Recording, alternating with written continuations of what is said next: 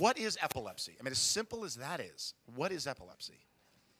That's the place to start, really, isn't it? I mean, if we're talking about this for 12 hours, we better start with what is epilepsy. And it has, like everything else, has a really straightforward answer and a really elaborate answer. And the straightforward is epilepsy is just a condition in which you have an underlying tendency to have seizures.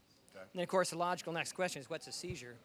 And a seizure is an electrical storm of the brain. So one part of the brain, or it could be the whole brain at once, has an electrical storm. And when it does, it activates that part of the brain. And what most people are familiar with is the whole brain gets activated by that electrical storm, then the whole body jerks. So the kind of seizure that most people are familiar with is kind of when you fall down and jerk all over, called a generalized tonic-clonic, or used to be called grand mal seizure. And each one of those contractions in the muscles, each one of the lightning bolts in the storm. So, But the term grand mal, it's defined as the big evil.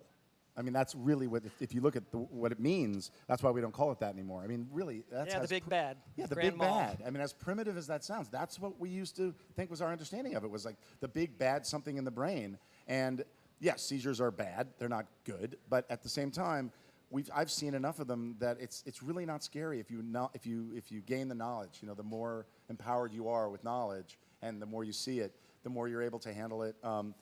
What's the difference between epilepsy and just seizures? Because I know somebody can have one seizure and never have another seizure their whole life, right? That's right, and that's most common. So if you look across everybody that has a seizure, or everybody in the United States and across the world, about 10% of people have at least one seizure.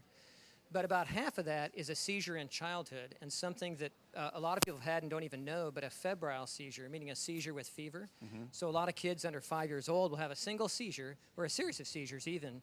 They're always provoked by having a fever. So that's an example of where you have one seizure or some seizures, and then it's gone. Or some people might have a single seizure after getting intoxicated with a certain drug, or after getting a head injury.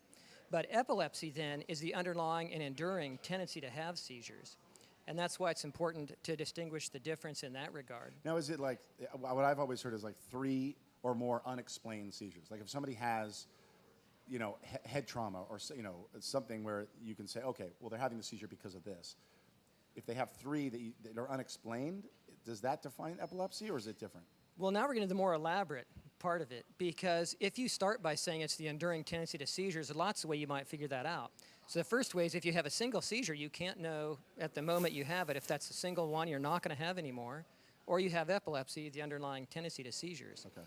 But if you have a second seizure, then we know, then it's unprovoked, then we know you have the enduring tendency to seizures in one way or another. So the traditional definition was 2 or more seizures, on the idea that you might have one for some off-the-cuff reason, but when you have a second one that's unexplained, that then you have the underlying tendency. But now we have an even better definition.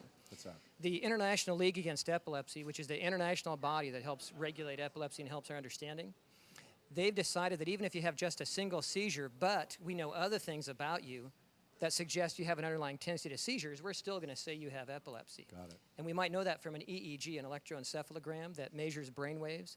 So in EEG, we place wires onto the head and measure the electrical activity of the brain inside your head, surprisingly. And if it shows the signature of an underlying tendency to seizures, then we can say you have epilepsy on that basis. Okay. And how many people in this country are dealing with epilepsy? About 1 in 26. So Okay. it depends how you look at it. Maybe it's 1 in 28, but 1 in 26 or 1 in 28. That's a lot of people. That's a lot of people, and that's why we're doing what we're doing here today. Donate, donate, donate. Do what you can. Press that PayPal button so that you give us the opportunity to help 1 in 28 people that are dealing with this, and their friends and their family. I mean, that's a lot of people around the country that need to gain knowledge, that need help, and we're here to help. And this is our first annual. Thank you so much for coming. Sure, I'll bet you there are a lot of people watching, though, that say, I don't know anyone with epilepsy. Oh, I my bet neighbor they do. didn't tell me he had epilepsy. I That's didn't see it. him have a seizure in the front yard. I've been driving down the street, haven't had anyone have seizures there. You know while what's I'm funny walking. is so I'll be working on. I was on Heroes. I was on Star Wars.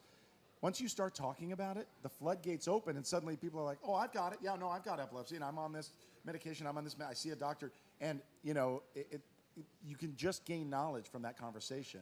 No one's going to have. No 2 cases are exactly the same.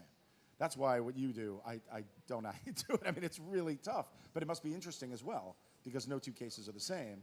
But at the same time, you'll always glean that little bit of information that says, "Okay, you know what? Like Jake, we learned. Jake was playing baseball." And I talked to a guy who said, for me, what helps is if I'm running, don't just stop.